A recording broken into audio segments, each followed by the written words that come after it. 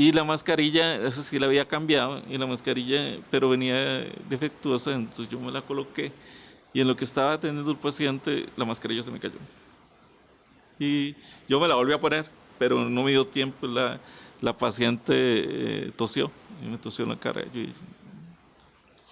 Como a los 3 días empecé a tener síntomas.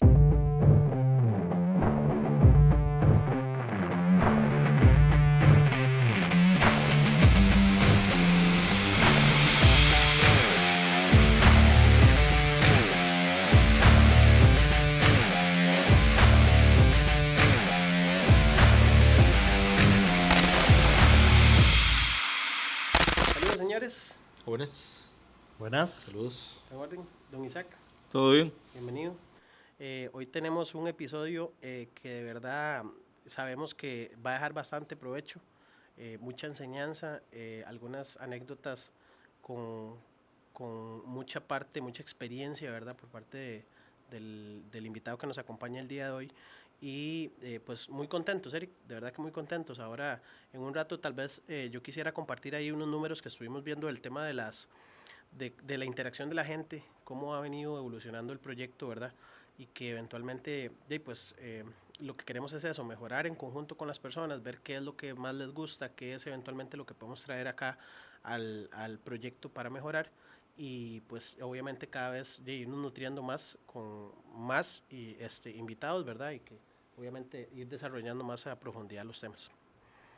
Sí, me encanta en esta primera temporada cuando viene un invitado porque qué calidad de invitados hemos traído y las experiencias, todo lo que han contado, la gente nos lo ha dicho que ha sido de mucho provecho. Y es muy interesante cuando los tres hablamos, pero cuando hay un invitado, o sea, la sacamos del estadio, como dicen. Entonces, muy contento el día de hoy de tener al invitado y esperemos que sea de mucho provecho también para todos.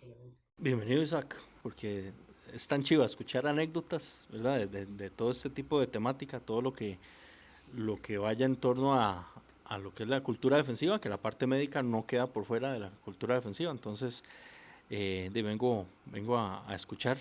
Si por mí fuera, me siento allá afuera, nada más a poner atención, pero vamos a escuchar a ver todo lo que nos va a contar Isaac.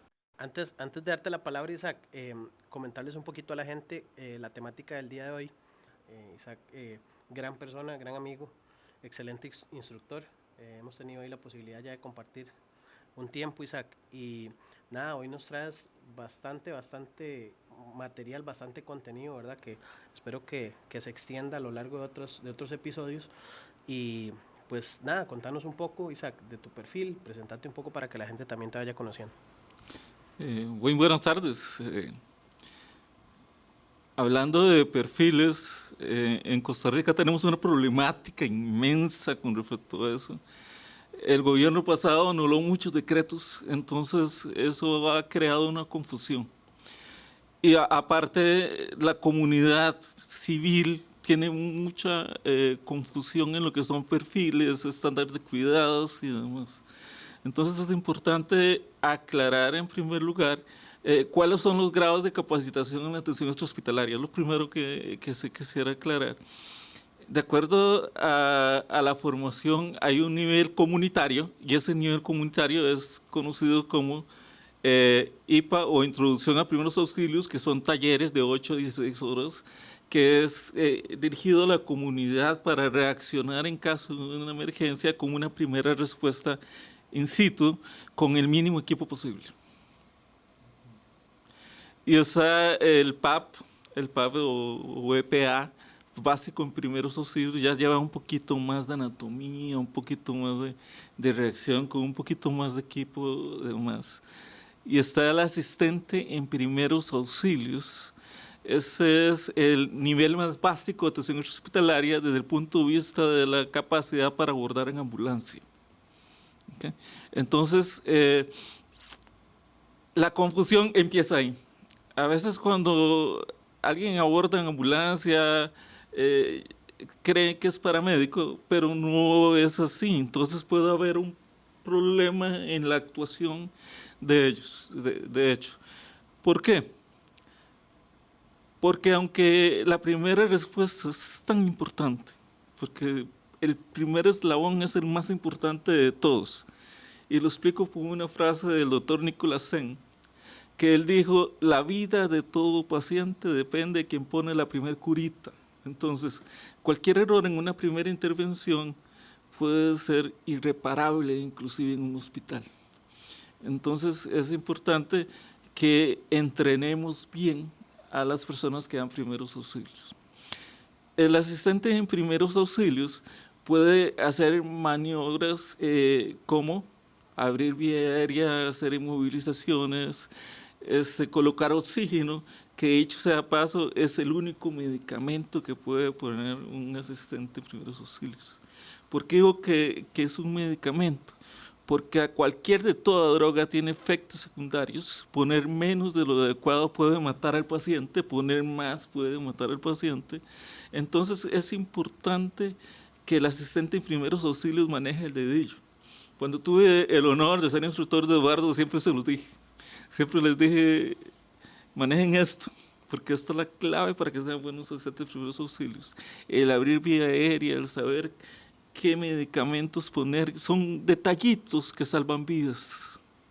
Un adecuado control de sangrado salva vidas.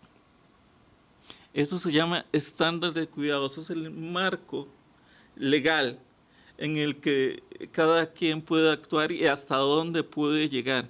Actuar más de lo marco legal se llama negligencia, y actuar menos igual es negligencia.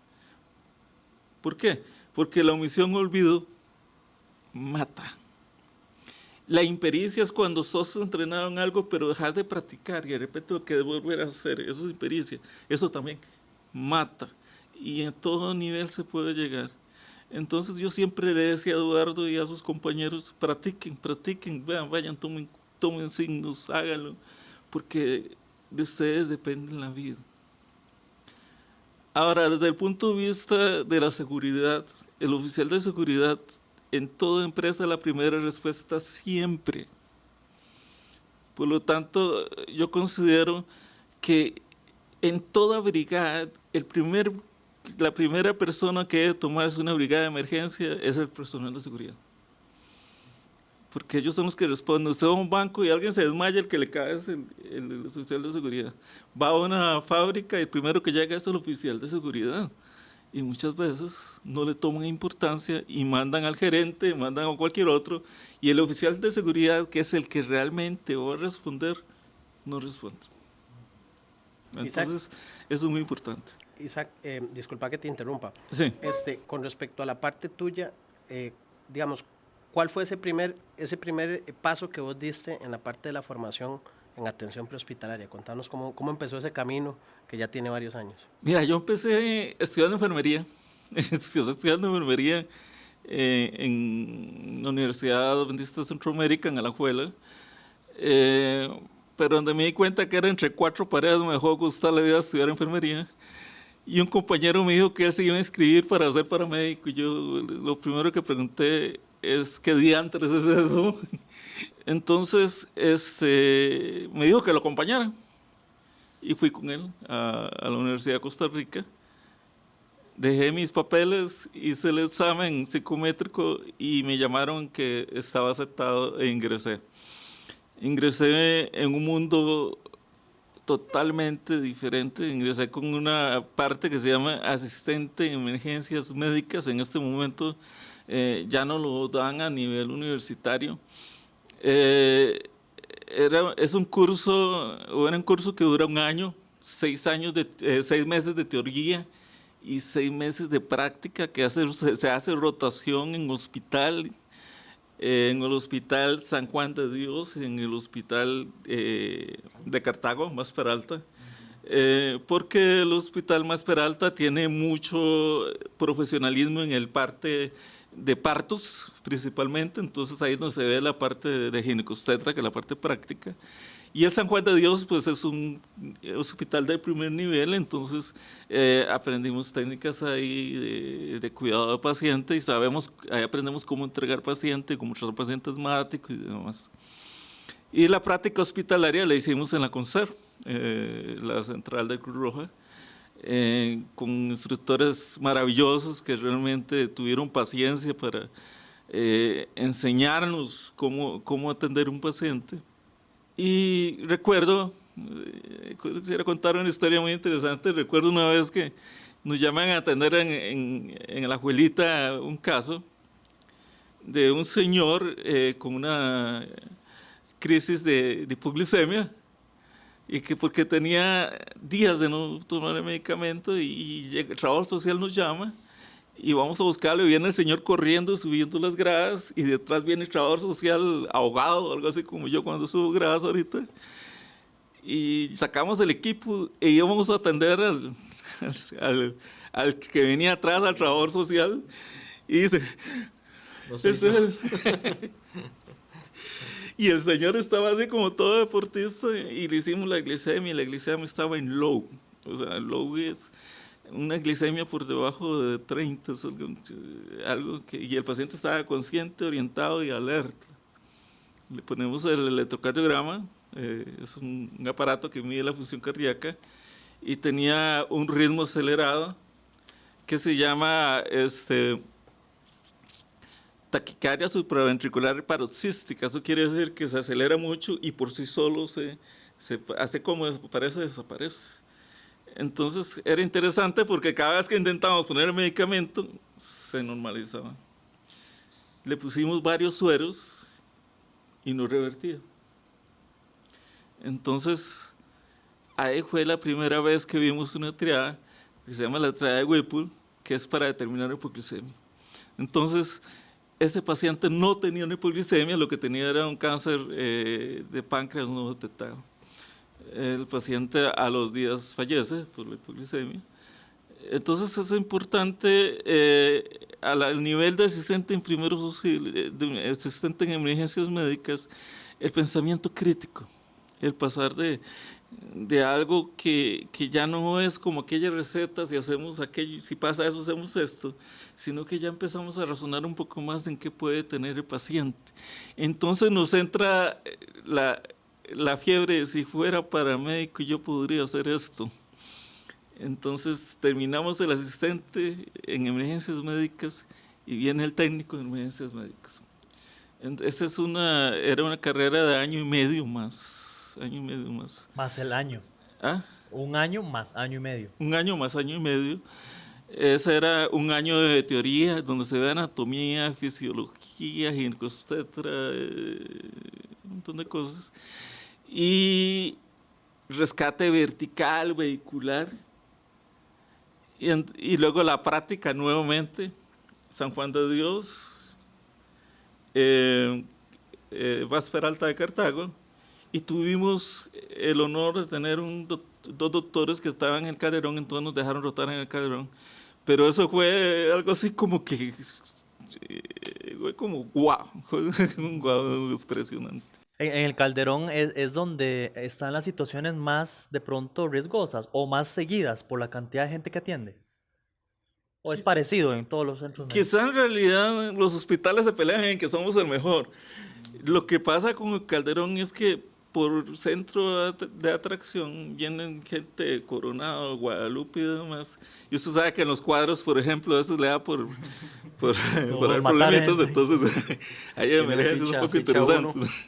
Entonces sí es un guau. Y aparte de que el Calderón tiene el programa de cardiovascular y demás, entonces también en la parte médica son experiencias impresionantes. O sea, fue una bendición el poder rotar unos días en el Calderón. Se aprende demasiado, mnemotecnias y demás, que en la vida al final se van a aplicar. Isaac, contanos una cosa, cuando vos decís que empezaste a estudiar enfermería y te llama la atención pasarte a la parte paramédico, a la parte extra hospitalario, que ya nos explicaste un poco respecto al tema de los niveles, ¿cuál sentís vos que fue ese llamado de pasarse de un lado al otro? Porque ahora tal vez vamos a comentar un poquito la diferencia de trabajar a nivel intra y extra hospitalario, pero ¿qué fue lo que a vos te sacó de la parte intrahospitalaria? Te voy a contar, yo ingresé de una manera muy interesante. Yo fui a acompañar a mi compañero nada más. Yo, estando en la universidad, pregunté de qué trataba. Y el compañero quedó fuera. Sí, No entró al programa. Y entonces, interesante, pero el compañero sí terminó enfermería y yo seguí con el paramédico. Entonces, ya luego, conforme iba pasando el tiempo, a mí siempre me han gustado los retos y teníamos un compañero que era un poco humillante y decía que nosotros no podíamos, no servíamos para nada. Entonces, cuando a mí me dicen que yo no puedo para nada, me encabrono y digo, yo puedo, ¿y qué? No para callar a la otra persona, sino para demostrarme a mí mismo que yo puedo.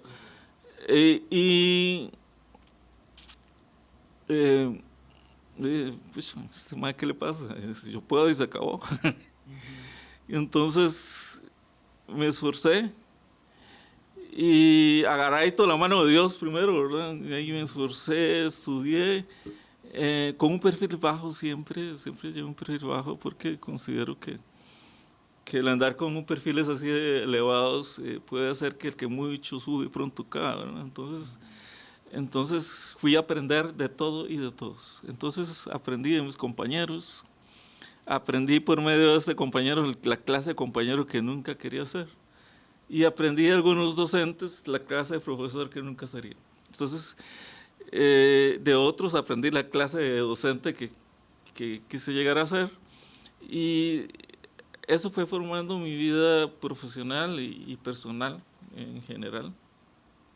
Si me preguntan qué fue lo que me enamoró de las emergencias extrahospitalarias, podría decir que fue el poder ayudar a la persona en el lugar, donde no está todo controlado. Poder saber que llego ahí sin tener todo el control y poder dar todo de mí, siempre agarradito de la mano de Dios, para poder alcanzar la meta que es llevar no solo con vida al paciente, sino con buena calidad, porque es muy importante, no solamente llevarlo con vida cualquiera lo lleva, es buscar la calidad de vida al paciente después de. Sí quisiera hablar un poco nada más del perfil paramédico, me dan 5 minutos. El perfil paramédico es un perfil de soporte de vida avanzado. Eso quiere decir que damos soporte de vida avanzado en trauma y en casos médicos, también en casos geriátrico y pediátrico, que son edades diferentes. Eso hace que tengamos que estarnos capacitando y recapacitando cada 2 años.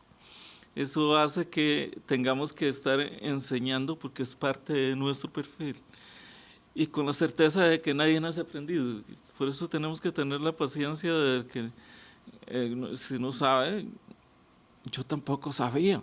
Entonces es mi deber enseñarle a esa persona cómo se hace y si tengo que explicar 1000 veces voy a explicar. Eso es importante porque el asistente en primeros auxilios me va a ayudar y asistir a la hora de atender a un paciente. Y si yo no lo entrené bien, es culpa mía que él no haga las cosas bien hechas. Isaac, entonces para verlo tal vez un poco en la parte estructural, existen capacitaciones que son abiertas para todo el público, ¿verdad? Para toda la comunidad.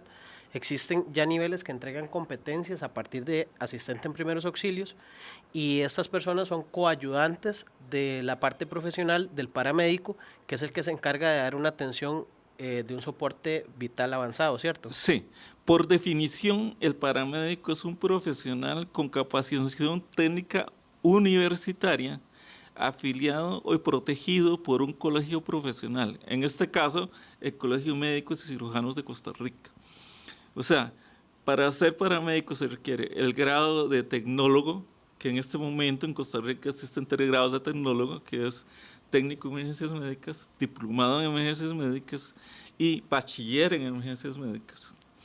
En este momento el bachiller solamente lo da una universidad, la Santa Paula, y el técnico y diplomado lo da la UCR, la Santa Paula, y en algún momento lo dio ahí paramédico. Entonces, no estoy tratando de dar, ¿cómo se llama?, publicidad, porque no me interesa, simplemente estoy dando un énfasis de cómo es el asunto. Ahora, el tema no termina ahí, no solo la formación, es de los 2 años, 3 años, no solo eso. sino que requiere inscribirse en el Colegio de Médicos Cirujanos de Costa Rica como tecnólogo o profesional afín y luego inscribirse en el capítulo de capacitación continua del Colegio de Médicos, y cada 2 años debe recertificarse con cierta cantidad de créditos para poder garantizar una atención profesional al paciente, que al final es lo que queremos. Isaac, cuando salís de la parte de tu graduación, ¿qué sigue para un paramédico? ¿Cuáles son las opciones en el mercado? Porque todo el mundo asocia, y eso es típico, la gente dice, es que siempre incluso interpretan que ser cruz rojista es lo mismo que ser paramédico. Ojo, aquí en el país tenemos esa concepción de cultura que Cruz Roja es lo mismo de ser paramédico. Entonces, ¿cuáles son las opciones? Te gradúas y ¿qué te toca? ¿A dónde comienza ese mundo laboral para un paramédico graduado? Mira, ahí hay otro problema. Cuando yo salía, muchas opciones en privadas, con el ICE, por ejemplo, instituciones privadas como Emergencias Médicas, Provida, en ese tiempo SEMER Paramédicos, Emergencias 2000, había muchas opciones. Ok, entonces, digamos, a la hora que una persona sale a la calle como paramédico, ¿cuáles son las opciones actuales hoy en día? Actualmente solo tendríamos Cruz Roja y privadas de ambulancias, sería así. Y quizá la atención casa a casa y demás. ¿Ah? ¿Vos estuviste en Cruz Roja? En este momento soy voluntario de Cruz Roja, estoy ayudando en la parte de capacitación, estoy formándome como capacitador en Cruz Roja. Pero cuando saliste, ¿fue de una vez a Cruz Roja? Cuando salí de la carrera como tal, sí, del estudio, primero estuve con una empresa que se llamaba Emergencias 2000 en Jacó, Quepos. Luego, inmediatamente salí de ahí y me contrataron en Cruz Roja, donde estuve 2 años y medio. Después me fui para Siquirres con el ICE, con dispensarista, donde estuve 5 años. Después volví a Cruz Roja, a Limón. Después fui a SEMER Paramédicos. Ahí tuve mucho aprendizaje también. Después estuve un tiempo en Life Support. Y el último lugar que estuve fue en Soporte Vital. En lugares que he tenido la oportunidad. De todo se aprende en esta vida, inclusive de las cosas desagradables uno aprende. Porque cuando uno cree saberlo todo, es cuando está listo para irse para la tumba. Entonces, cada día es un continuo aprendizaje la realidad. La realidad sí es. Isaac, si vos tuvieras que marcar una diferencia entre el ambiente extrahospitalario y el ambiente intrahospitalario, ¿qué podrías decir vos con tu experiencia que sería lo más marcado? Son 2 mundos totalmente diferentes. En la calle, entre 2, tenemos que hacer lo que en el hospital hacen 7, 8. Entonces, por ejemplo, un paro cardíaco, se necesita, no sé si te acuerdas, los equipos de alto rendimiento, cuando vimos BLS, el equipo de rendimiento son 7 personas, 3 dando RCP, 1 logística, 1 ordenando, 1 tomando notas y el líder general. Entonces son 7 personas en un equipo de alto rendimiento que están rotando permanentemente, ¿verdad? Con vía aérea, intubación, desfibrilación. Nosotros tenemos que dar RCP, abrir vía aérea, ventilar, intubar, colocar monitor, nosotros. Y llevar el registro de los medicamentos, y hay de nosotros se nos olvida hacer contacto médico. Entonces nosotros tenemos un alto nivel de estrés a la hora de atender al paciente, porque en el caso del hospital ahí están los médicos, ahí está el director que llega, está el médico de fiebre que llega, están los estudiantes de enfermería, los enfermeros, ciertas medicinas, y al final sala de shock se llena y todos dando RCP, todos ventilando y demás. Entonces hay como más control, está la escena un poquito más controlada, aunque también dicho dice que las muchas manos pueden marear la sopa, ¿verdad? Entonces también todo es como relativo, pero sí hay un mayor control, además de que hay mayor equipo y tecnológico para darle una atención pues mejor al paciente. Vos comentabas ahora de tal vez dos perfiles dentro de la clasificación, por ejemplo, de los pacientes cuando toca darles algún nivel de atención, que era la parte médica y la parte de trauma? ¿Qué se da más en la calle? ¿Qué es lo más típico de atender? Mira, es relativo también, es relativo. Recordá que vimos una tercera clasificación, ¿verdad? Que es la psicológica, la enfermedad mental. Que no dejemos de bajar o guiar, porque un caso médico que se agrava nos puede llevar a un psicológico, un familiar, igual que un trauma. Entonces, es algo que debemos tener en mente. Ahora, ¿qué es lo más común? Va a depender también de la edad que estamos atendiendo. Por ejemplo, niños, se sabe que el problema más son respiratorios. Entonces, la mayoría de las emergencias médicas por niños es por problemas respiratorios.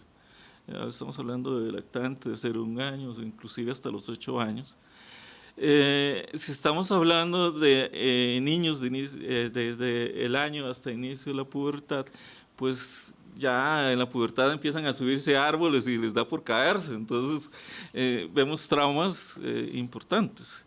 Si vamos a la parte de adulto, pues a veces empezamos a ser locos con las motos y entonces les da por estrellarse.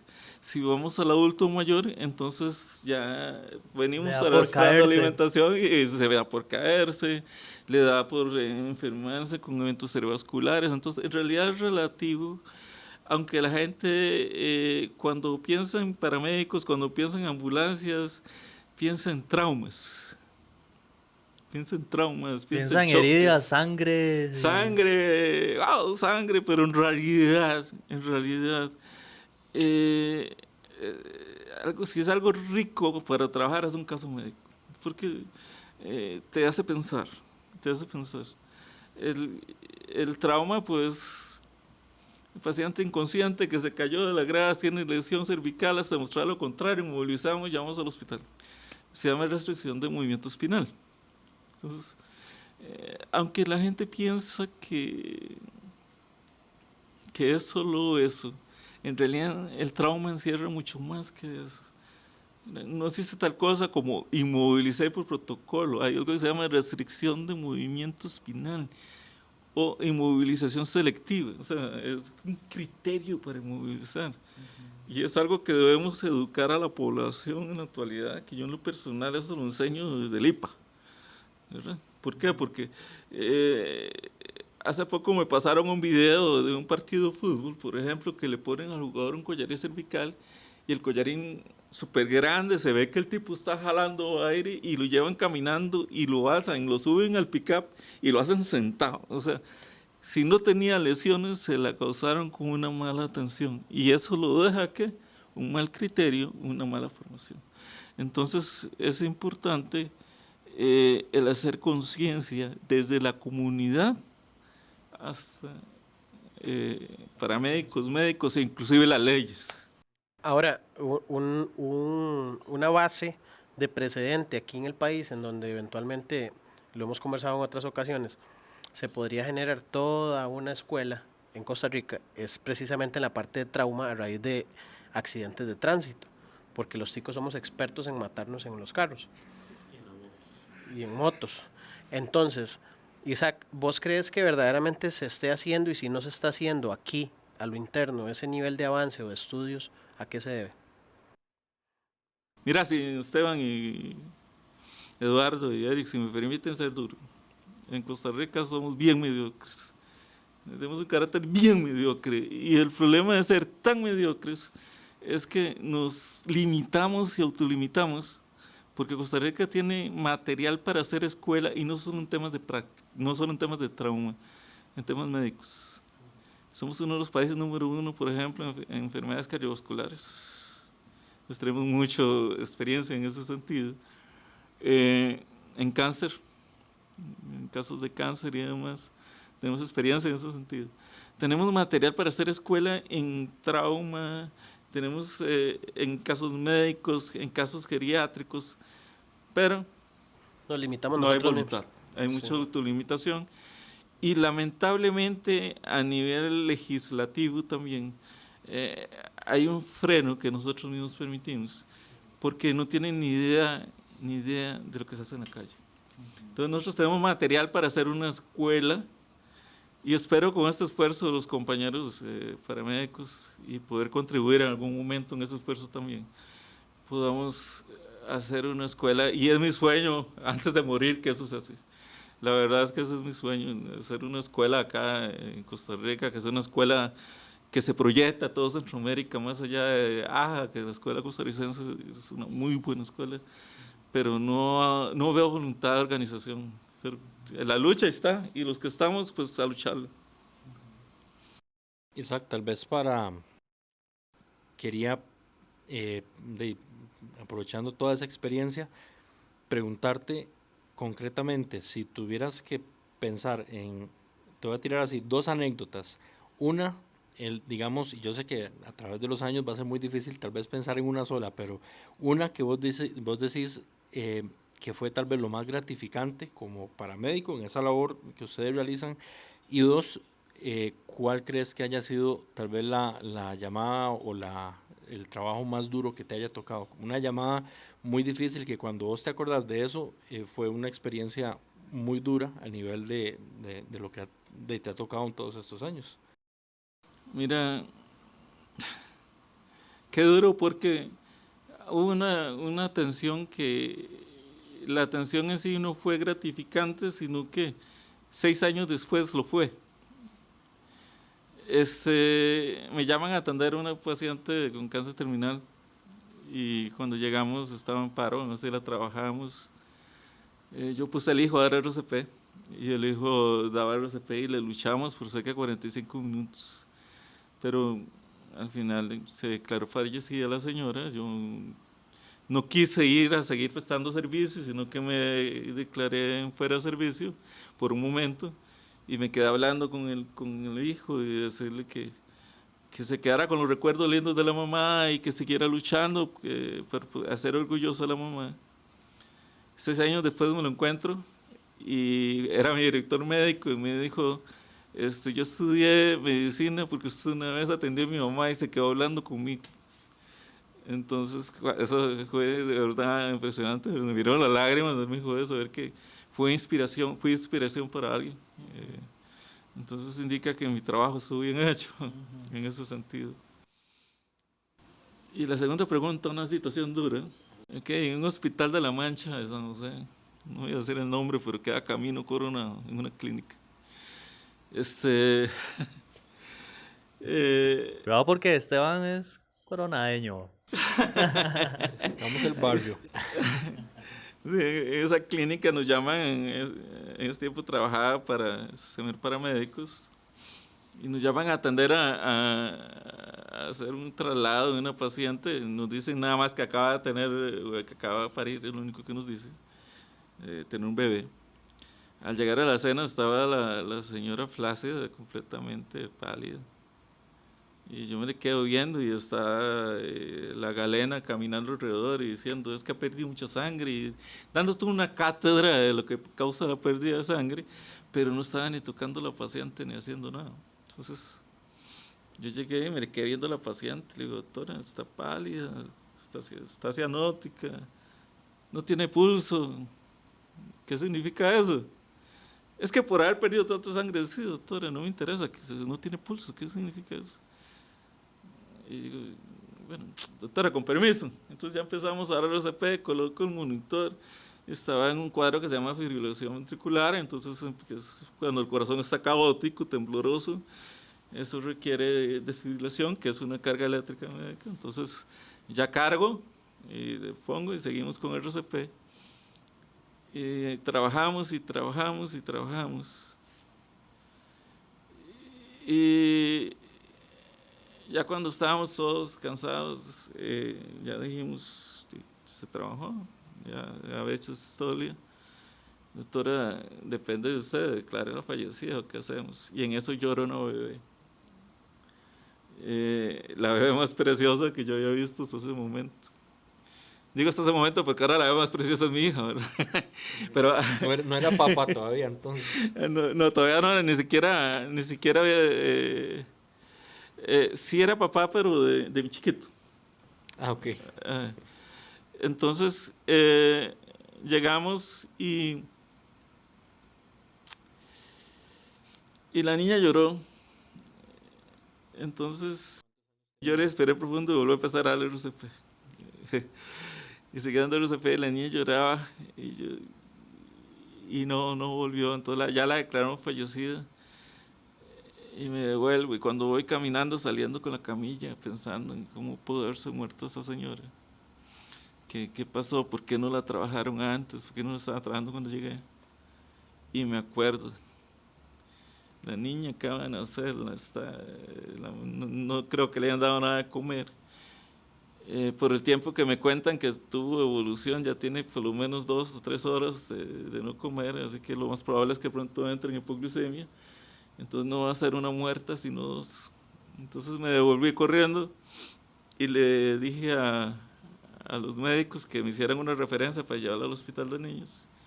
Y me la llevé como bebé canguro en mi pecho para que entrara en calor al hospital de niños. Y en el hospital pues la alimentaron, no supe qué pasó de ella con la niña. Espero en Dios que tenga un buen futuro. En ese momento esa niña debería tener unos 10 años. Entonces esa fue como una de las más duras que he recibido, que he logrado atender. Porque a la mamá y al papá le habían dicho que no podía parir en la casa, pero ella quería hacer un parto en casa. Y un amigo de ellos, enfermero, le dijo que para eso era enfermero, que la tuvieran ahí. Y lo que hicieron fue, como estaba sangrando mucho, ponerle mucho suero, y lo que hicieron fue lavarle el factor de coagulación y causar una mayor hemorragia, y esa fue la causa de la muerte. Entonces, son cosas que impactan, porque si había una orden médica, si se hubiera obedecido, probablemente el tema de la complicación que ella tenía, que era una placenta previa, pues hubieran podido salvar en este momento. La niña hubiera conocido a su mamá, ¿no? Entonces son cosas de decisiones que pasan. Un buen amigo antes de venir hoy me dice, pregúntele a Isaac una duda que tengo desde hace tiempo. Eso de primeros auxilios tácticos, con ese nombre, ¿qué es? ¿Existe realmente? ¿Es diferente los primeros auxilios que debe saber un policía y se llaman así, primeros auxilios tácticos, o un militar, o es lo mismo pero con un nombre bonito? Tal vez si puedes aclarar un poco eso, que creo que de un tiempo acá se volvió de moda ese nombre o esa palabra tácticos. Mira, te voy a contar también como manera de anécdota. En este grupo de paramédicos un día estábamos hablando precisamente de ese tema. Hay cursos de primeros auxilios tácticos, pero la verdad es que sí, y son muy funcionales. En Costa Rica tenemos muy buena medicina, pero muy mala táctica. Básicamente, los primeros auxilios tácticos tienen que ver con el accionar en escenas de alto riesgo. Eso es lo que tiene que ver con ese entrenamiento. Entonces, le decía yo a mis compañeros, es que la gente cree que un curso de medicina táctica es un curso de una semana o peor de un fin de semana, y no. Un proveedor de primeros auxilios tácticos es aquel que se entrena con la unidad policial, con la unidad militar, con la unidad que usted quiere, y que además tiene un entrenamiento en primeros auxilios. Eso es un proveedor de medicina táctica en la realidad. No es ese cursito Dale, sin miedo, porque Un campamento, no es un campamento de un fin de semana. No, eso es muy lindo, muy entretenido, muy todo, pero no.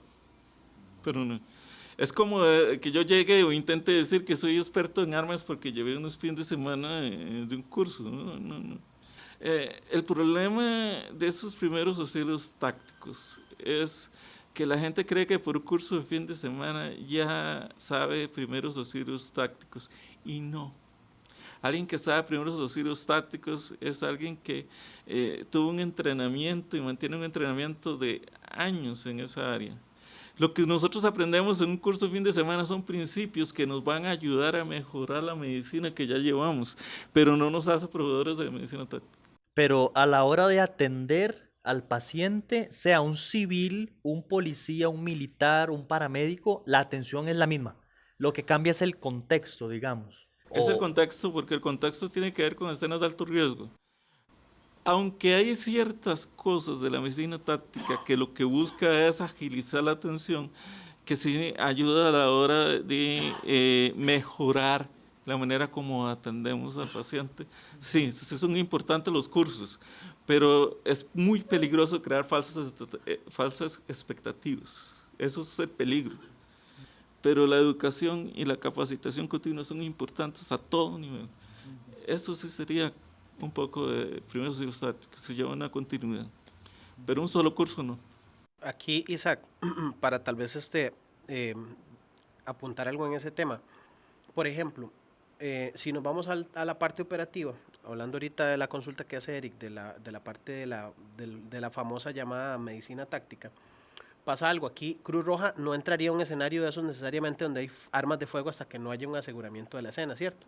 Entonces, si lo vemos desde la parte de la formación, Eric, en los cursos de que, como repetimos, ¿verdad?, famosamente llamados medicina táctica, muchas de estas capacitaciones lo que buscan es entrenar a profesionales del área de la salud para que logren discernir cuándo eventualmente ese escenario es riesgoso y cómo aplicar una buena medicina en un ambiente hostil necesariamente, ¿verdad? Contanos un poco de esa parte, porque aquí mucha gente tiene dudas. ¿Qué hace Cruz Roja cuando, por ejemplo, hay tiroteos? No entran, ¿cierto? La Cruz Roja no entra hasta que la escena no asegura. Y quien asegura la escena, vuelvo y repito, es las personas de seguridad. Entonces, es interesante porque cuando, por ejemplo, cuando tuvimos el APA contigo, tú me abriste un panorama totalmente distinto cuando nos diste la charla de manipulación, cómo quitar un arma, cómo asegurarla y demás. Eso es algo que no se enseña, no se enseña. Nosotros no abordamos hasta que alguien que está entrenado no sepa cómo. Entonces vos me decías, y de hecho en realidad no fuiste el primero que me lo dijo, hubo un compañero también que recibió un curso de primeros auxilios conmigo que me hizo comentario, yo no supe qué responderle y no lo volví a ver. La ventaja que tuve con Eduardo es que lo tuve como 3 meses o más, entonces tuvimos la oportunidad de programar una sesión en la que él nos ayudaba con este tema. Te voy a ser sincero, si nos toca a alguien con un arma, probablemente muchos no sepan qué hacer. Yo sé qué hacer, o tengo noción qué hacer por las charlas que he recibido con Eduardo. Sin embargo, volvemos a la capacitación continua. Lo recibí en una charla de fin de semana y no he vuelto a practicar por el tema de las lesiones y demás, por el COVID, que en algún momento lo hablaremos. Entonces, en este momento usted me dice, sí me acuerdo que tengo que vencer la fuerza de él para podérsela quitar y hacerle el vendaje en 8 para que no se pueda accionar. Pero, ¿cómo hacerlo? Tendría que practicarlo continuamente, porque el expertise lo hace la práctica. Entonces, por sentido común, si yo lo intento hacer, es capaz que pasa como el meme de Facebook, de un tipo que alguien de Krav Maga que quita el arma, llega el otro, lo intenta y luego aparece en el cielo. Entonces, probablemente podría pasarme algo así porque no lo he vuelto a practicar. No, y no es parte de la responsabilidad del paramédico dentro de su capacitación necesariamente manipular armas de fuego. No, porque no se nos entrena en ese perfil. Entonces, en ese caso, para eso hay capacitaciones como la que vos das, como la que Eric da y así, en la que yo podría decirle, mira Eric, necesito capacitarme en tal cosa. Te soy sincero, yo no puedo venir los sábados, ¿tenés otro día? Yo estoy muy interesado, pero yo no puedo los sábados.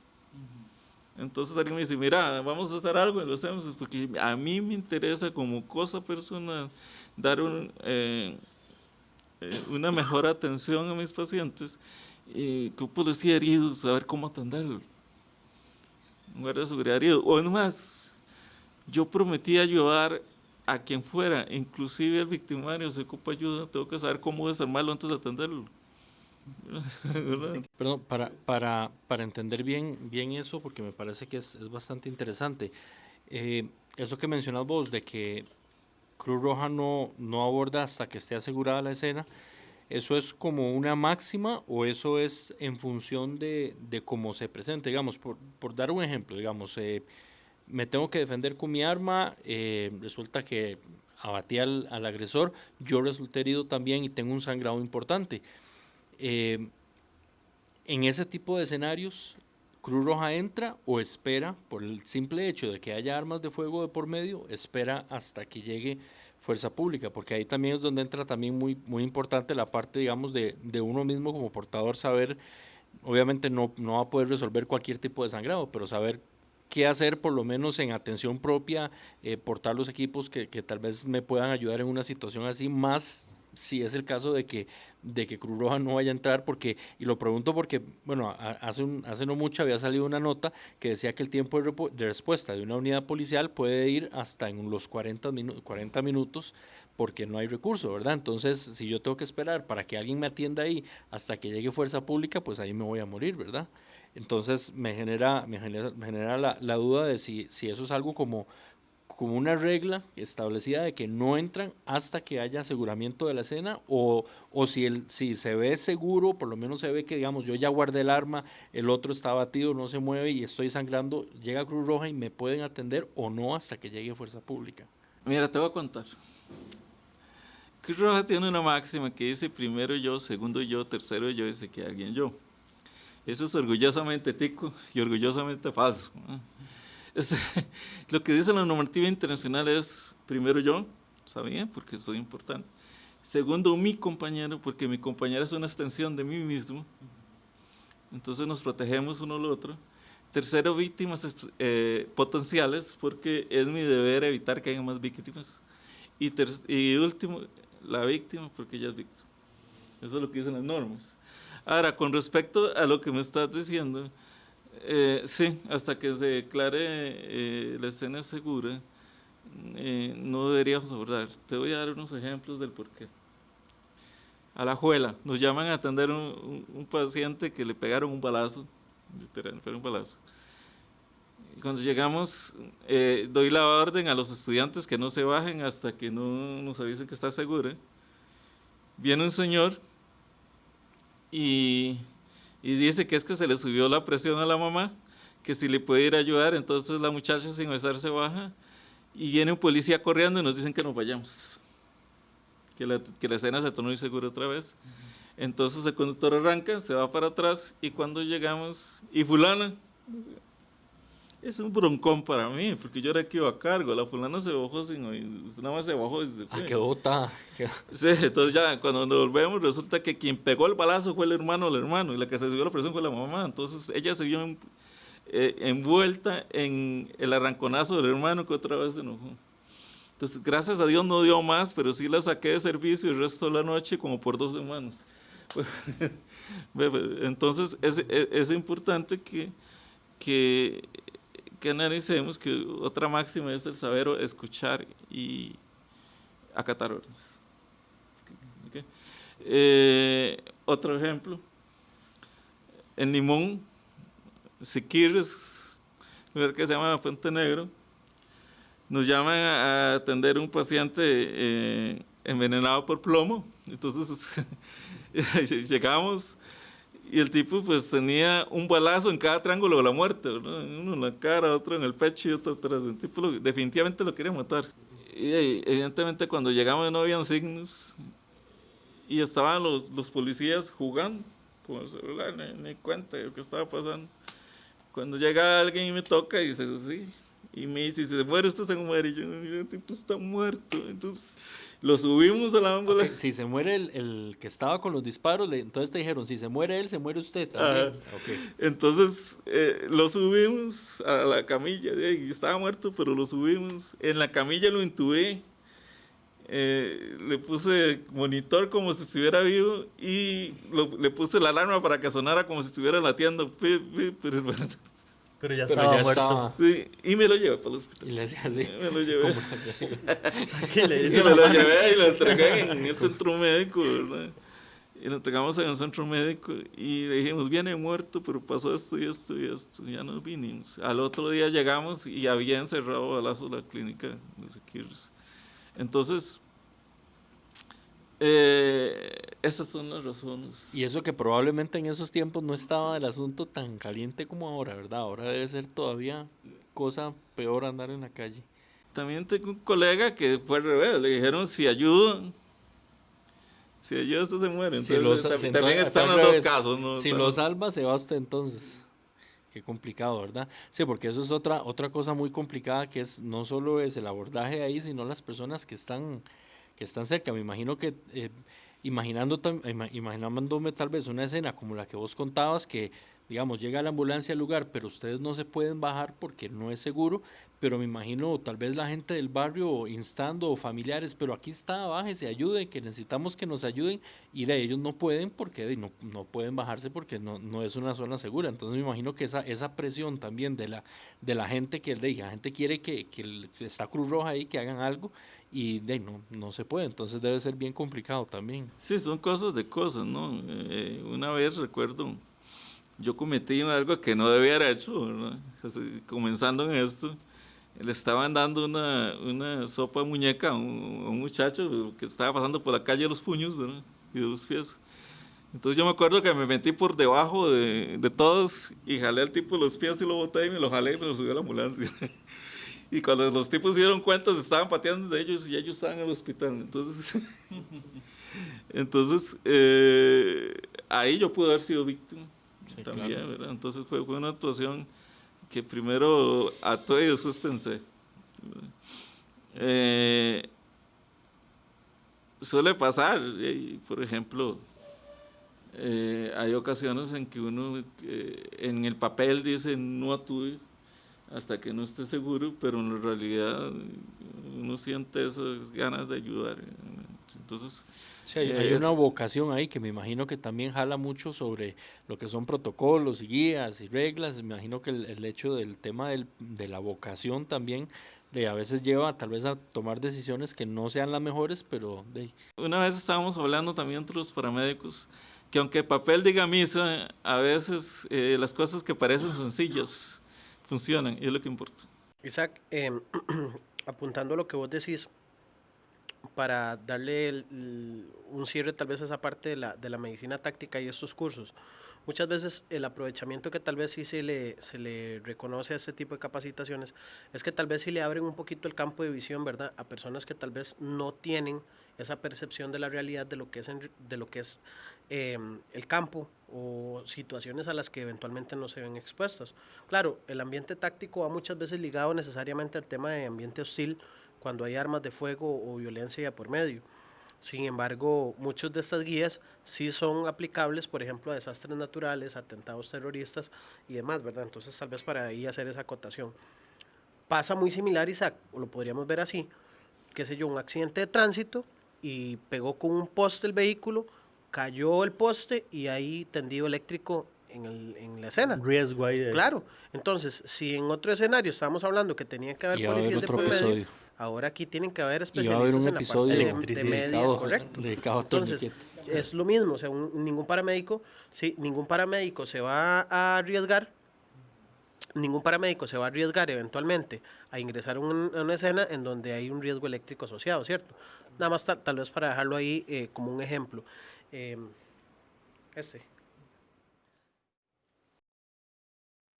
Mira, este aparatito salva vidas. Este aparatito es un protector de la vida. Es lo que vos decías, ¿verdad? En caso de una emergencia, estás sangrando, te pegaron un balazo en una pierna. La mayoría de las muertes evitables se dan por sangrados en piernas y brazos. Entonces, esto puede salvarte una vida. Y ustedes... ¿Ah? Dedicado a torniquetes, específicamente torniquetes. Sí, necesito nombrarlo, no quiero adelantarme al episodio. Pero no, jamás, no, está bueno. Más bien ahí le hacemos el anuncio para que la gente de hecho, tal vez alguien que lo haya notado ahí en la mesita como adorno, no es necesariamente un adorno, sino que es un accesorio que nosotros promovemos su uso, su portación y su capacitación, ¿verdad? Es para darles un ejemplo de lo que estás diciendo, Eduardo. Este aparatito salvavidas es un torniquete tipo SAN C. De todos es mi favorito, sin llegar a conflicto de intereses por la facilidad de uso y demás. Pero lo que quiero llegar es lo siguiente. ustedes no se imaginan la resistencia que ha tenido esto a nivel de los paramédicos viejos. ¿Por qué? Porque había una formación que decía que el torniquete era algo así como el primo hermano del diablo y tío de Satanás. Entonces era lo último, la última opción.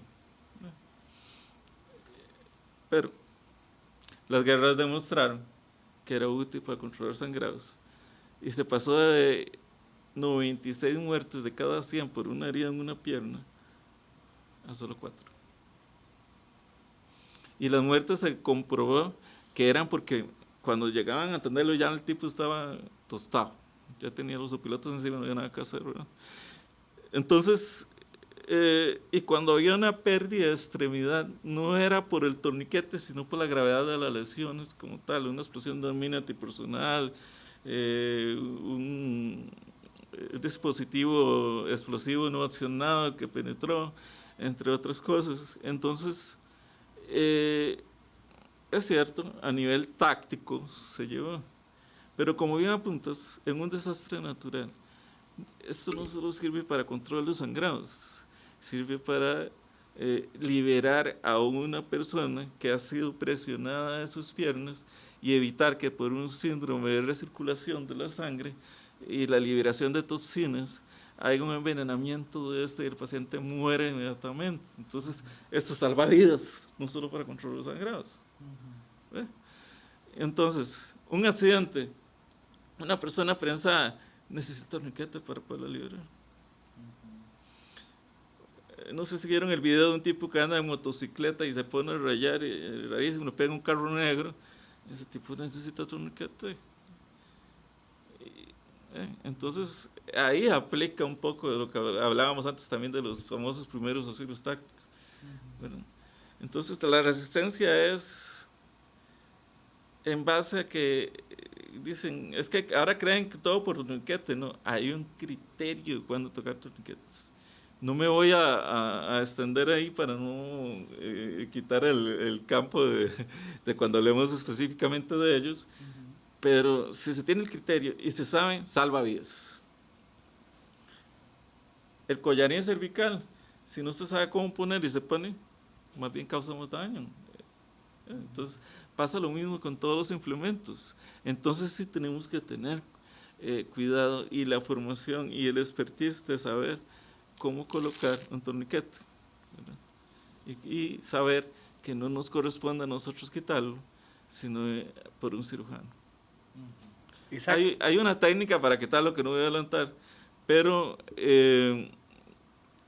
si lo puede quitar el cirujano, mejor. Les voy a contar una anécdota antes de que me haga la pregunta. En San Ramón un paciente se pega un machetazo, chapeando, se pega un machetazo, le ponen un torniquete y lo llevan al hospital de San Ramón. En el hospital de San Ramón no había cirujano muscular, entonces deciden trasladarlo al Hospital México, una excelente decisión, lo llevan, pero resulta que había un estudiante de medicina que no esperó que llegara el vascular, aflojó el torniquete y se reactivó el sangrado, y el paciente muere en sala de shock. Entonces, son cosas así. Otro día hay un accidente al frente del hospital, pero al otro lado, sentido San José hacia La Juela, y con amputación desde la rodilla, y se ve donde el personal de atención hospitalaria se preocupa más por subirlo a la férula que por controlar el sangrado. El paciente muere en escena. Entonces, son cosas que esto salva vidas si se usa con criterio, si se usa bien, si se usa cuando se tiene que usar y cómo se tiene que usar. Perdón, nada más quería consultarte, ¿es el torniquete forma parte del equipo, por ejemplo, de Cruz Roja o no forma parte? Y si no forma parte, ¿ustedes tienen o los rojistas tienen la opción de decir, bueno, no me lo dieron como parte de mi equipo, pero quiero comprar uno y quiero andarlo, o no? Si no se los dan como parte del equipo, porque, por ejemplo, en Fuerza Pública, si no les dan algo como parte de su equipo de reglamento, no lo pueden utilizar. No sé si en Cruz Roja o en paramédico funciona igual. Mira, antes de que me durmieran, cuando estuve enfermo, yo tenía una lucha por llevar esta capacitación a los comités donde iba, sobre el uso de torniquete y demás. Recuerdo que el último seminario que di, la última charla que di fue en la Cruz Roja Quepos, ¿verdad? Entonces yo tenía esa lucha y me dormí con ese sinsabor o dormir con ese sabor. Y cuando hice el reingreso, me llevé la grata sorpresa que están dando ya el curso Stop the Bleed y de control de sangrados. Y en este momento se está con la lucha de tener toniquetes. No puedo decirle que el 100% porque no sé, Pero ya pero se está sí sé aceptando, por sí lo sé menos. que ya la lucha se está dando. Qué dicha. Y el que lo tiene, lo usa. Ese asunto no hay problema, siempre y cuando lo use con criterio. Sí, yo tal vez ahí, Isaac, para cerrar este tema de la parte de la medicina táctica. A final de cuentas, táctica es cómo se utiliza la técnica, ¿verdad? Lamentablemente, tal vez se ha prostituido el término, ¿verdad? Para volverlo un poco más comercial, algunas capacitaciones en la parte de medicina táctica. Hay quienes tal vez lo digieren más a la hora de decir medicina operativa, ¿verdad? Pero solamente como para dejarlo ahí, porque yo sé que va a ser un tema también de análisis un poco más profundo en otra ocasión. Isaac, una consulta antes de entrar a la parte de la experiencia que tuviste a raíz de precisamente prestar servicio durante la pandemia. Tal vez aclararle también ahí a la gente que muchas veces se tiene la falsa percepción de que todo paramédico es rescatista. Y hay una diferencia, ¿verdad? Porque muchas veces se cree que el de la ambulancia va a llegar a realizar maniobras de rescate. Y no es lo mismo. Entonces, tal vez nos puedes comentar un poco al respecto. Mira, volvemos a los perfiles. Nosotros vemos un curso básico, nivel conocimiento de rescate vertical y rescate vehicular. Eso es una realidad. Pero es el nivel operaciones y nivel técnico en rescate. Nosotros no somos técnicos en rescate, somos técnicos en emergencias médicas.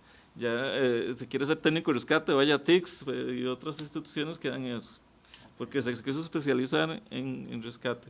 Hay paramédicos que son muy buenos en rescate, podría nombrar a Roberto Durán, a Héctor Blanco, que ellos son geniales en eso, son calidad. Me quito el sombrero delante de ellos sin miedo. Ellos son expertos en rescate en zanjas, pero tienen cursos en eso, cursos que han ido al extranjero. Un técnico, por ejemplo, como Wilber Gómez, que es en rescate vertical solo, pero él ha ido a Texas a entrenarse en esa área. ¿Okay? Entonces, yo nunca me gustó esa parte. Sí, es una especialidad dentro de la atención de emergencias, digamos. Ajá, yo soy atención de emergencia de momento. Entonces, una vez fuimos a una playa a dar servicio de playa y una señora se estaba ahogando y digo, si yo me tiro me ahogo también. Entonces, sáquenmela y yo la atiendo aquí. Yo no, con costo nada en la piscina. Entonces, sáquenme, entonces me la sacaron, la atendimos y la señora sobrevivió. Pero si yo me hubiera tirado a sacarla, seguramente nos sacamos los dos. Un compañero se hizo tirar y se puso mal el torpedo y tuvimos que llevarlo trasladado también porque se lo puso y lo jaló a la corriente. Entonces, el hacer cosas que usted no está entrenado se llama impericia. Y de ahí lo que les hablaba al principio, mantener un bajo perfil. ¿Qué quiere decir eso? Yo lo que sé, lo sé hacer muy bien. Y lo voy a hacer, pero no voy a hacer algo que no sé. No voy a hacer algo que no sé. Porque puedo hacer más daño a mí, a mi compañero y al paciente. Legalmente también, ¿verdad? Tiene implicaciones. Tiene implicaciones, sí. Ahora, por ejemplo, cuando trabajé con el ICE, me tocó hacer una extracción de un paciente por una explosión de una bomba en una galería. Una bomba es una bolsa de aire y agua que se hace en la tierra. Entonces, cuando explota, lo que causa es un derrumbe interno. Y es terrible, ¿verdad? Porque es pura agua y aire y la gente. Entonces, tuvimos que sacar a como 4 personas con técnicas que hasta ese momento yo no conocía. ¿Qué hice entonces? Había gente en construcción que ellos son expertos en apuntalar, entonces apuntáleme para poderlo sacar. No lo hice yo porque no tengo la mínima idea ni cómo clavar un clavo. Me explico, lo hizo la gente que sabía construcción. Entonces ya armamos la estructura, apuntalamos y extrajimos a la gente con seguridad. Entonces eso es trabajo en equipo. 2019, se viene al país a inicios del 2020, todo lo que ya a todos nos tocó vivir, ¿verdad? Los que gracias a Dios logramos pasar esa etapa de la humanidad, y el ambiente de emergencias da un giro, donde ya se creía que la humanidad había avanzado un montón aprendimos que de verdad nos falta mucho.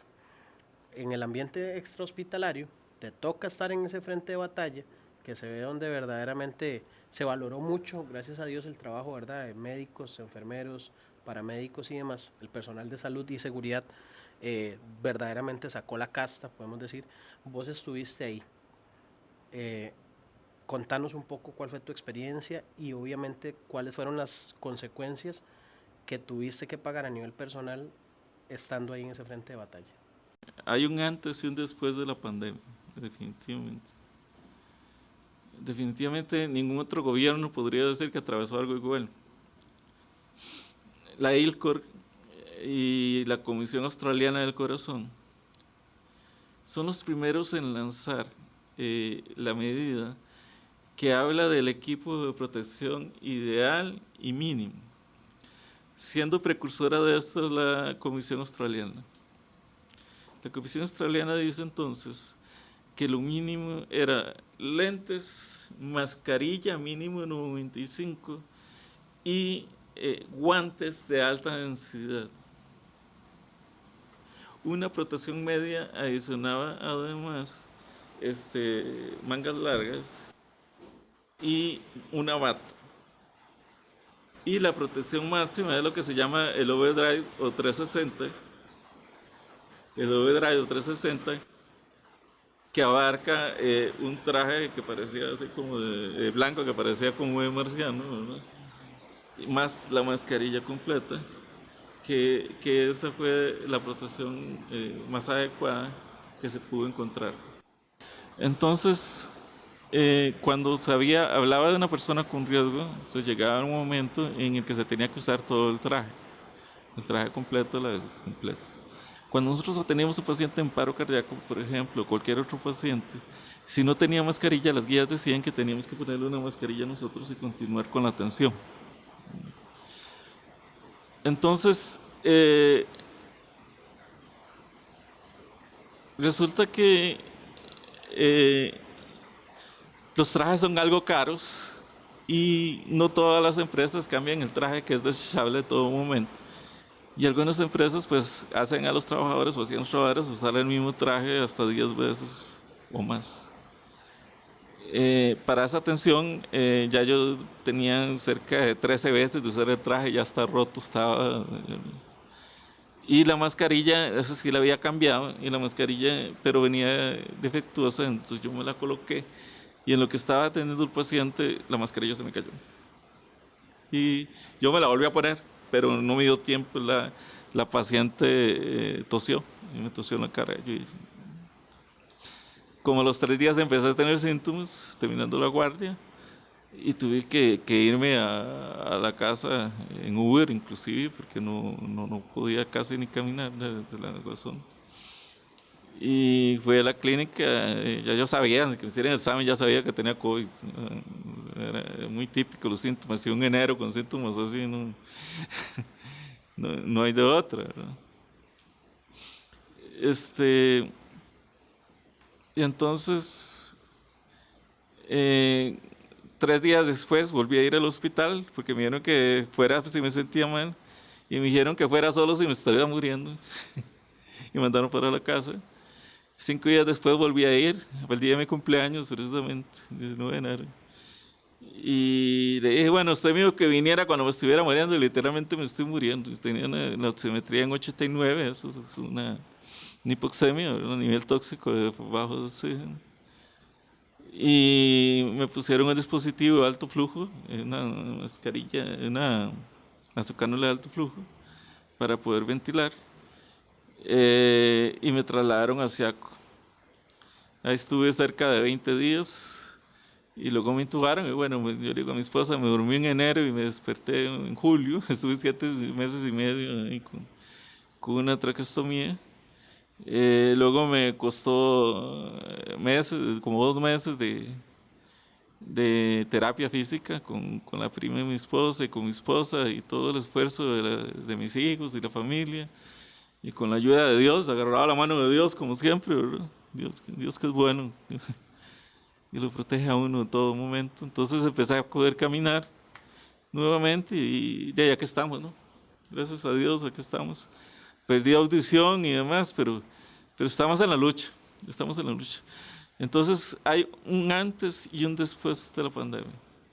No solo en mi vida personal, sino en la atención extrahospitalaria. Hubieron muchos cambios, muchas cosas que aprender.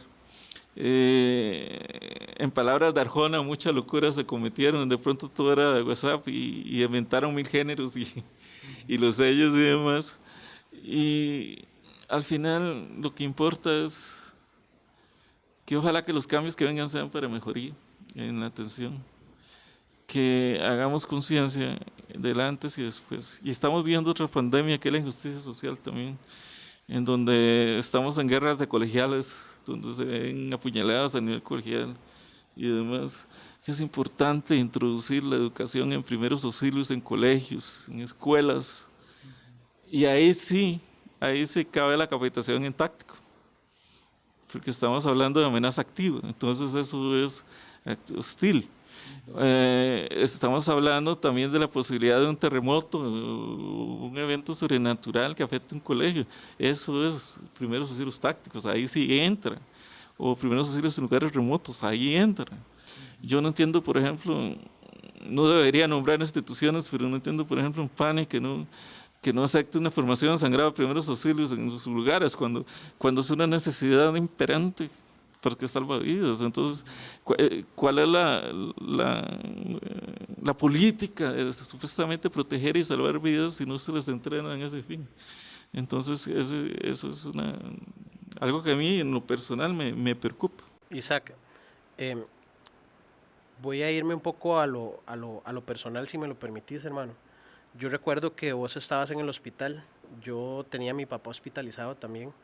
Estuvimos conversando por WhatsApp, nos manteníamos en contacto y no se me olvida que me pusiste un mensaje diciéndome que posiblemente te tenían que intubar, y te soy muy honesto, si yo sentí miedo estando afuera, no me imagino lo que pudo haber sido para vos, y le voy a sumar todavía un peso enorme porque vos sos una persona que sabías lo que implica una intubación.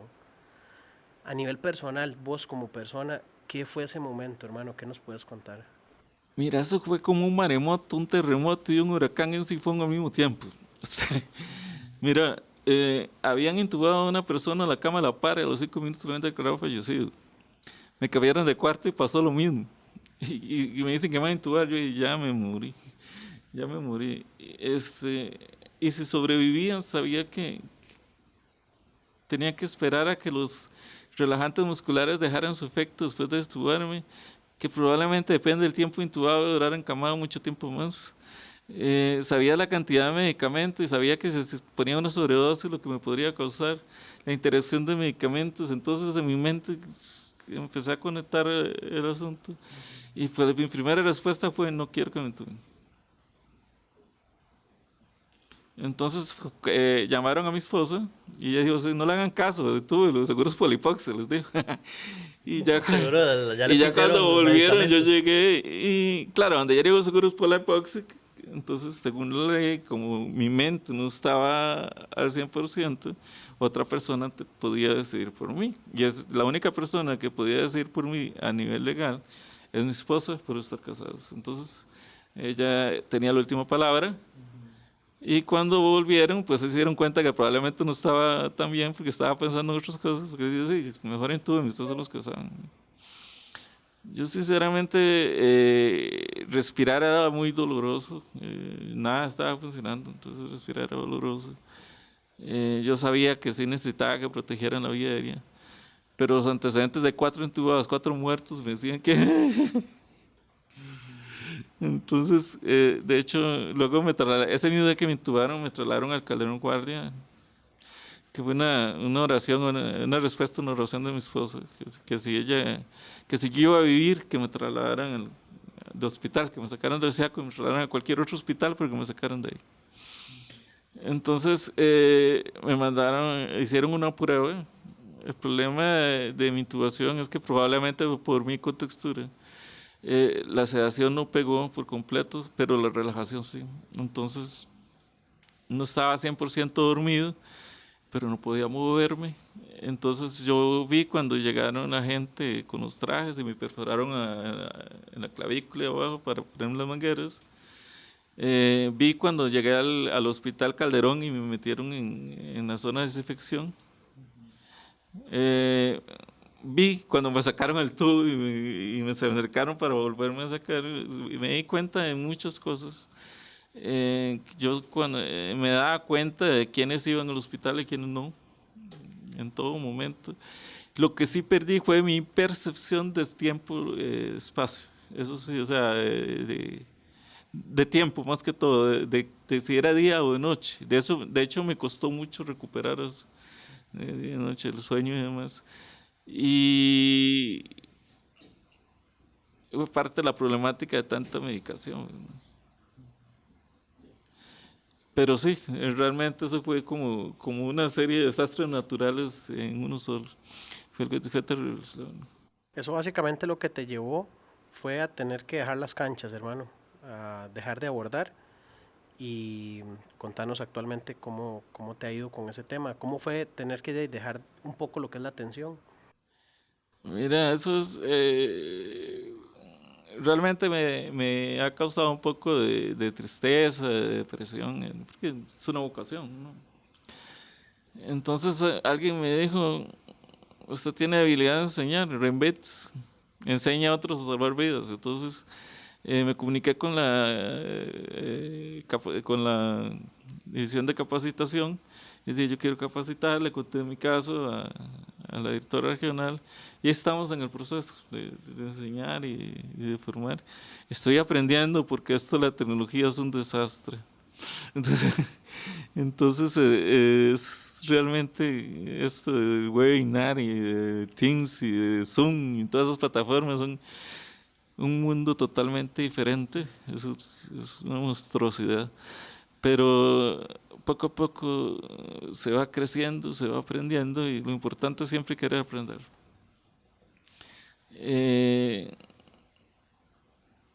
Muy probablemente no pueda volver a abordar. Muy probablemente no pueda volver a abordar una ambulancia. Lo más seguro es que no. Pero a como pueda ayudar lo voy a hacer, eso sí no me lo pueden evitar. Y creo que enseñando y enseñando bien es una manera de salvar vidas también y ser de alguna manera inspiración para las personas a las que logro enseñar. Creo que es una manera de lograr mis metas también. Tengo una meta personal, aparte de la que dije al principio, y es luchar, tocar las puertas que tenga que tocar para que los primeros auxilios sean una materia en colegios y escuelas. Una materia más, luchar, ese es mi sueño. Y en universidades también, no importa la carrera que sea, que sea una materia general o como sea, pero que los primeros auxilios sean un tema de estudio en este país. En países como Inglaterra, por ejemplo, en todo lugar hay un DEA y un torniquete, acceso público. ¿Por qué no llegar a eso aquí? Isaac, un mensaje para todas las personas, no solo para los que quieren estudiar temas de atención extrahospitalaria, de paramédicos y demás, sino que siguiendo esa línea de que debería ser obligatorio, yo digo que debería masificarse el conocimiento, un mensaje para todas esas personas para que entiendan lo importante que es saber un poco, porque sabemos que no cualquiera se va a querer especializar en eso, pero hay cursos, hay capacitaciones que son básicas, pero que de verdad pueden salvar la vida. Mira, los primeros auxilios son la diferencia entre la vida y la muerte. Son la diferencia entre una lesión permanente y una temporal. Son la diferencia entre una larga hospitalización y una salida rápida del hospital. La vida del paciente está en las manos de aquel que pone la primer curita. Puedo decir miles de dichos. Hay uno de un pensador griego que dice que no subimos a la altura de nuestras expectativas, sino que descendemos al nivel de nuestro entrenamiento. ¿Qué quiero decir con esto? Y ojalá que Costa Rica pueda escucharme en algún momento. ¿Qué quiero decir con esto? Es necesario que sepamos cómo reaccionar en caso de una emergencia. Usted nunca sabe cuándo su hijo, no sabe cuándo su papá, cuándo su hermano va a necesitar de su ayuda. Y no hay nada más feo que quedarse enclochado sin saber qué hacer. En vez de tener un buen entrenamiento y cada día y saber cómo reaccionar en caso de una emergencia. O va en la calle y ve a alguien afectado y que usted sabe que podría haberle ayudado, pero no se preparó. Yo no les digo que todos estudien para ser paramédicos, que todos estudien para ser médicos. Lo que sí les digo es que dejemos ese pensamiento pernicioso, ese pensamiento ruin de a mí nunca me va a pasar. Necesitamos un cambio de mentalidad completa. Ese pensamiento mediocre, perezoso de a mí nunca me va a pasar, no es así. Entre más creemos que nunca va a pasar, más rápido nos pasa. Entonces, ubiquémonos en el concepto de que debemos prepararnos en primeros auxilios. Yo no les digo que estudien medicina ni para ser paramédicos ni nada, les digo que se capaciten en primeros auxilios. Habemos gente que tenemos la disposición para educarlos, quieren de hacerles ese llamado, y los que ya han sacado APA y otras capacitaciones, que se sigan capacitando, que no se queden en lo que aprendieron, porque la medicina no es una ciencia cambiante, y si no, te quedas atrás. Yo creo que hace mucho, obviamente, clic con todas las recomendaciones que siempre hacemos, ¿verdad, Eric? Siempre instar a las personas entonces como recomendación a seguirse capacitando, seguir aprendiendo, siempre dudar de lo que se aprendió y constantemente estarlo investigando y profundizando, ¿verdad? Yo de mi parte, para ir haciendo un cierre, Isaac, aparte de agradecerte por obviamente acompañarnos, agradecerte siempre por el apoyo, por esa orientación que siempre he tenido de tu parte, ¿verdad? Siempre que ha habido pues oportunidad ahí de instruirme de parte tuya, y se lo recomiendo a todas las personas, de verdad, sos un gran instructor, sos una persona que se ve la vocación y el cariño que tenés para cuando es compartir el conocimiento, que eso, pues todos sabemos que hay personas que saben mucho, pero que no todo el mundo sabe enseñar, ¿verdad? Y tener ese canal de transmisión hacia las personas es muy importante. La apertura, siempre esa labor altruista de tu parte, Isaac, de verdad que te lo agradezco, y yo creo que en nombre de todo el país, a Isaac, que representa tal vez todas esas personas que estuvieron en la pandemia poniéndose en riesgo, porque era verdaderamente eso, Isaac, ponerse en riesgo, y a vos te tocó pagar una factura cara, ¿verdad? Que fue incluso pues hoy en día tener secuelas, ¿verdad? De lo que fue estar en una línea de batalla. Muchas veces imaginamos que el tema de los soldados, ¿verdad? Que quedan con secuelas. Bueno, si Isaac estuvo en una guerra, y una guerra invisible, que era contra un enemigo que era a todos en común, y él estuvo en esa guerra. Entonces, de verdad, hermano, te agradezco mucho. Muchas gracias, Eric, Esteban y Eduardo, por la invitación.